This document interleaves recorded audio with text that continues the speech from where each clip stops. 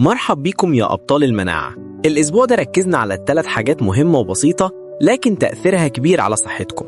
اتكلمنا عن الكيرستين، واحدة من أقوى المواد الطبيعية اللي بتقوي المناعة، موجودة في البصل والتفاح وبتقلل الالتهاب وتهدي الخلايا المناعية الزعلانة، وكمان بتشتغل كمضاد هستامين طبيعي. وكمان اتكلمنا عن متلازمة شوجرين ووضحنا ليه الجفاف الشديد في العين أو الفم مش دايما أمر عادي، وإزاي المناعة ساعات بتتلخبط وتهجم الغدد اللي بتعمل دموع ولعاب.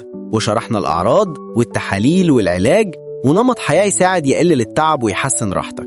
وكملنا مع مستقبلات المناعة TLRs، الحراس اللي واقفين على بوابة جسمك، أول ما يحسوا بأي ميكروب يولعوا الإنذار وتشتغل كل المناعة عليه. واتكلمنا قد إيه دورهم مهم وإزاي جسمك بيكشف الخطر قبل حتى ما يدخل.